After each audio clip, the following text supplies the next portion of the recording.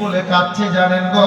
আল্লাহ দরবারে দোয়া চাইছেন, আল্লাহ আমি যদি আজকে আমার বেটাদের সম্মুখে তাদের জন্য নতুন জামার ব্যবস্থা করে দিতে না পারি, আর মদিনার বাচ্চারা যখন নতুন জামা কাপড় পরে যাবে, আমার বেটা দুটি যদি কাঁদে, আমি মা বেটাদের কান্না সইতে পারবো না। জিবরিল, বেটার জন্য মা আল্লাহর কাছে কাঁদে। জিবরিল যাও যাও, দেরি আর করিও না, ওটা আমার দয়ার নবীর নাতি আছে রে, জান্নাতের মধ্যে যাও আর দুখানা জামা নিয়ে নাও, আর জামার জোড়া দুটো নিয়ে জান্নাত রানী ফাতেমার বাড়ির দরজায় গিয়ে দাঁড়িয়ে যাও।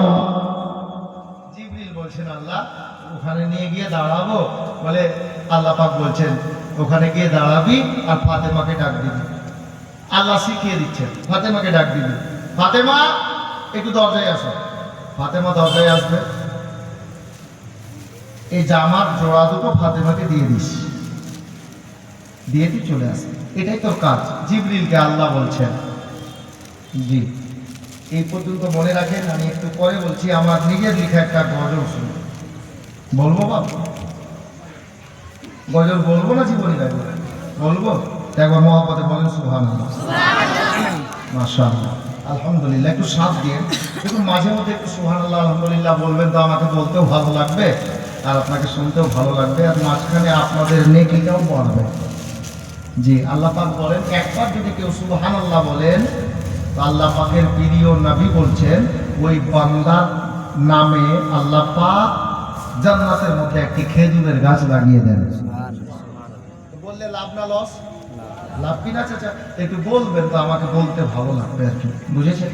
ইনশাআল্লাহ একবার মহব্বতে আর বলুন তো সুবহানাল্লাহ।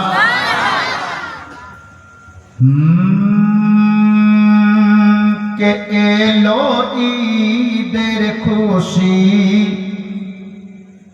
হর মুমিনের তরে। মুমিন ঈমানদারকে বলে। জি, এটা খেয়াল রাখবেন।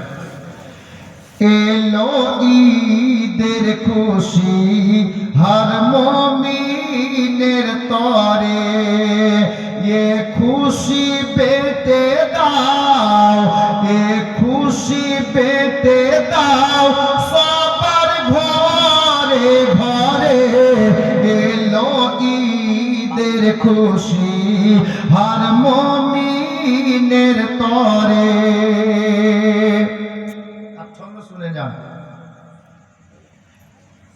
মাহে রমজান যখন নেই গো বিদায়, মুমিন বান্দার তখন বুক ফেটে যায়, আর কি ফিরে ওই পাবে তারে, হায়াত যদি তার শেষ হয়ে যায়, ও শেষ হয়ে যায়।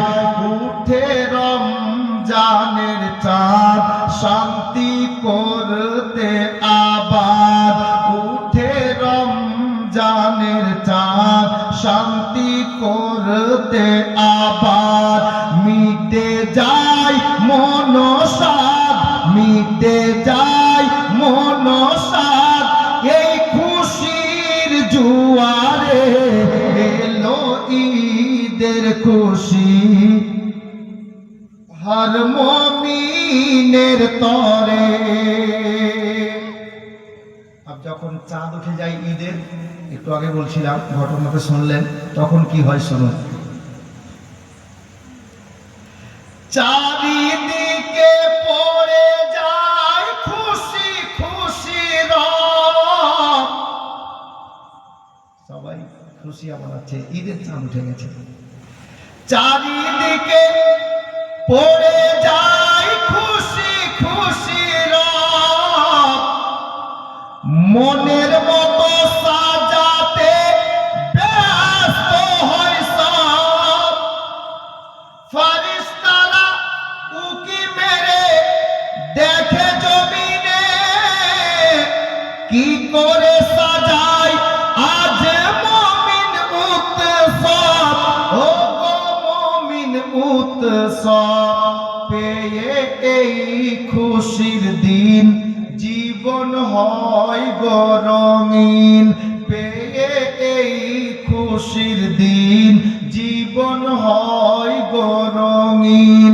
মনে হয় চিরদিন, মনে হয় চিরদিন এ খুশি রাখবো ধরে, এলো ঈদের খুশি হর মুমিনের তরে। আচ্ছা, জিবরিল আমিনকে আল্লাহ পাক পাঠাচ্ছেন কোথায়? জামা নিয়ে ফাতেমার বাড়ি দরজাতে, তাই না? ঘটনাতে শুনলেন, আমি নিজে লিখেছি বাপের গজল, শুনেন। হাসান হুসেন বলেন, ও গো আম্মা শুনো না, আমরা কি দুই ছেলে নতুন জামা পাবো না, নতুন জামা পাবো না, তো খুশি হয়ে রাব্বানা, আল্লাহকে বলে খুশি হয়ে রাব্বানা পাঠান জান্নাতি জামা, খুশি হয়ে রাব্বানা পাঠান জান্নাতি জামা। নিয়ে জিবরিলে আমিন, নিয়ে জিবরিলে আমিন এলেন ফাতেমার দ্বারে, এলো ঈদের খুশি হর মুমিনের তরে। বেরাদার আমার বাবারা ভাইরা, ছন্দ আরো আছে, একটু পরে হবে। আমার জান্নাত রানী ফাতেমা এদিকে মুসাল্লা থেকে দোয়া শেষ করে বাবা উঠলেন। আল্লাহর হুকুমে জান্নাত থেকে জান্নাতের দুটা জোড়া, মানে দুটা জামা, একটা হাসানের জন্য একটা হুসাইনের জন্য জিবরিল আমিন নিয়েছেন বাবা। আর জান্নাত থেকে বেরিয়ে যেমনই আল্লাহ পাকের প্রিয় ফেরেশতা আমার মা ফাতেমার বাড়ির দিকে পথ অতিক্রম করবেন গো, আমার আল্লাহ গায়েব থেকে ডাক দিলেন, জিবরিল দাঁড়িয়ে যাও। হ্যাঁ জিবরিল দাঁড়াও। মা খালারা শুনেন, এই কথাতে, এই ঘটনাতে একটা শিক্ষা পাওয়া যাবে বাপ।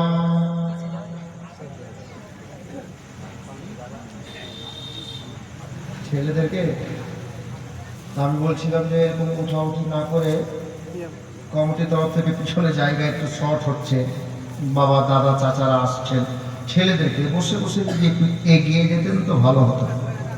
যদি এগিয়ে যেতেন ভালো হতো, একটু এগিয়ে দাদুকে পাক করি। আল্লাহুম্মা সাল্লি আলা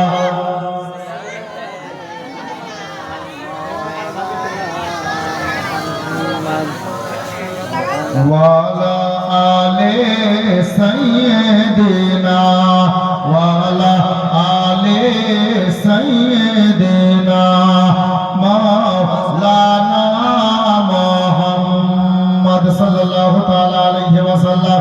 বাবারা ভাইরা মা বোনেরা গো, আমি বলতেছিলাম বাবা আল্লাহ পাক জিবরিল আমিনকে ডাক দিলেন, জিবরিল দাঁড়িয়ে যাও। এই বেরাদার জিবরিল দাঁড়িয়ে গেছেন বাবা। আমার আল্লাহ পাক জিজ্ঞাসা করছেন, জিবরিল রে বলতো তুই যে নবীর বেটি ফাতেমার বাড়িতে যাচ্ছিস, দরজায় গিয়ে দাঁড়াবি, তো ফাতেমাকে বলবি, ফাতেমা আমি দুটো জামা এনেছি হাসান আর হোসেনের জন্য, জামা দুটি নাও। জিবরিল ওটা তো কোনো কবির বেটি না রে, ওটা বিশ্ব নবীর বেটি, দয়ার নবীর বেটি রে, মায়ার নবীর বেটি, যে নবীকে বাচপানা থেকে মক্কার কাফিররা পর্যন্ত আল আমিন বলে ডাকতো, মানে সত্যবাদী বলে ডাকতো। ওই নবীর বেটি ফাতেমা তুই গিয়ে বলবি আমি জামা নিয়ে এসেছি, নিয়ে নাও। আমি আল্লাহ বলছি এরকম করে বললে কিন্তু তুমি উত্তরে কি বলবে? ফাতেমা জিজ্ঞাসা করবে তুমি কে আছো, তোমার পরিচয় কি, তুমি কোথা থেকে এসছো, তাহলে তুমি উত্তরে কি বলবে? জিবরিল না বলা পর্যন্ত ফাতেমা কিন্তু জামা নেবে না। আমাদের মধ্যে কিছু মা আছে, খালা শুনেন, রাগ করিয়েন না।